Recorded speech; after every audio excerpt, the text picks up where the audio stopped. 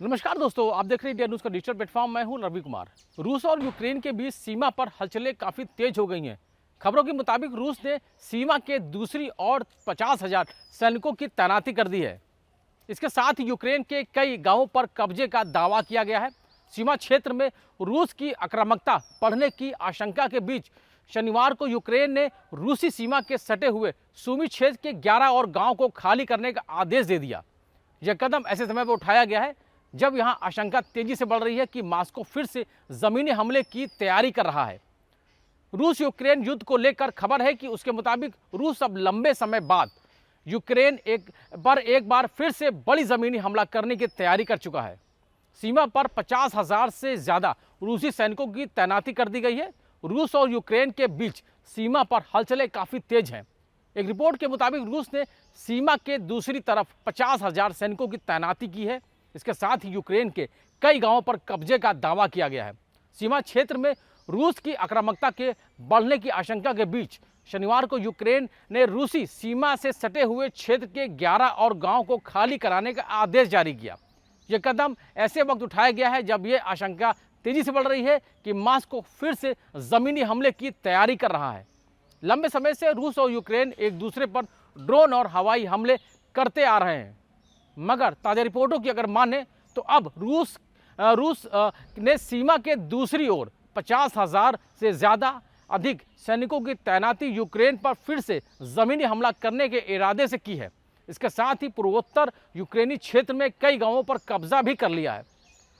Kyiv ने भी इसकी पुष्टि करते हुए कहा है कि रूस ने हाल के हफ्तों में सुमी क्षेत्र के पास कई गांवों पर नियंत्रण कर लिया है। यूक्रेन की सीमा सुरक्षा सेवा के प्रवक्ता की अगर माने तो चेतावनी दी है कि रूस सुमी पर हमले का प्रयास कर सकता है। यूक्रेनी प्रशासन के मुताबिक सीमा से लगभग 30 किलोमीटर के दायरे के स्थित गांव को खाली कराने का निर्णय सीमावर्ती समुदायों पर लगातार हो रही गोलीबारी और नागरिकों की जान को खतरे को देखते हुए लिया गया है।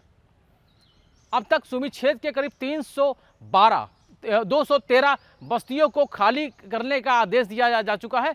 रूसी रक्षा मंत्रालय ने दावा किया है कि उसके सैनिकों ने सुमी क्षेत्र के एक और गांव वोडोलागी पर कब्जा कर लिया है। रूस ने यूक्रेन पर पिछले कुछ हफ्ते से हमला तेज कर दिया है। यह हमला ऐसे वक्त में है जब रूस और यूक्रेन के बीच युद्ध विराम पर वार्ता चल रही है।